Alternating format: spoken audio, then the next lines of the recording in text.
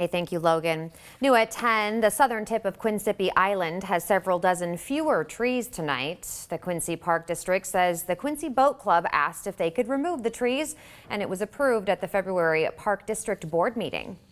It was just volunteer. It was a 100% volunteer project with several boat club members, and they cleared the trees to get a better view of the bay and the bridge.